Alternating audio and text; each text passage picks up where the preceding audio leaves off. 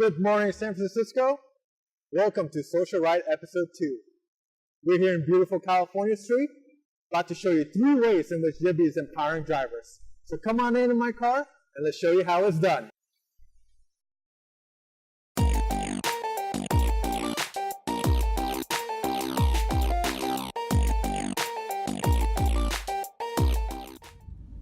Welcome back. Buckle up and let's take a ride. Let's go ahead and go over the 3 ways that Yibby is empowering drivers. But before I go ahead and get into that, let's discuss how Yibby got influenced and by who specifically. So Yibby was created by drivers like yourselves.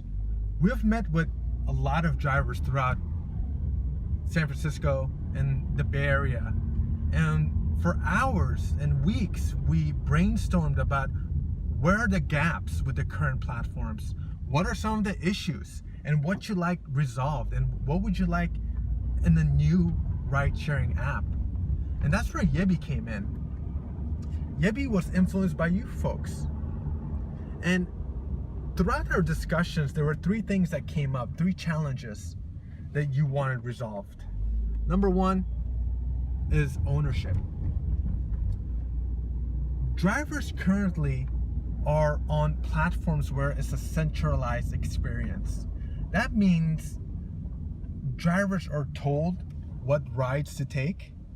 Drivers are penalized what rides they cancel, and they're not told exactly where to do the pickups, and they're not told how much a trip is going to cost. So we want to solve that. We want to bring the ownership back to the drivers. And the way we're doing is by allowing drivers choose the rides they want. This entails, if there's a trip where it's too far away, the pickup location, no worries at all. Go ahead and cancel that trip. No repercussions at all. We're not going to send you an email telling you why you canceled that ride or you canceled too many rides. It's okay. It's your car, your trip. Go ahead and cancel it if it doesn't fit your earnings for that week. If it's a trip where you're not going to make a lot of money out of, go ahead and don't take that ride. So you have the full ownership of the ride experience from start to finish. So it's a decentralized experience where you're choosing everything. The second point is efficiency. So you might be asking, okay, with all this ownership talk and we have control over the rides and we are finally the bosses and we're finally the owners of the trips, there has to be a catch. I just want to let you know that there is no catch. The same amount of time that you ride with Uber and Lyft, you'll be making more with us, and it's the same kind of experience in terms of the trips that you're receiving, but you're going to be making more. You have that ownership. Now, the third point is transparency.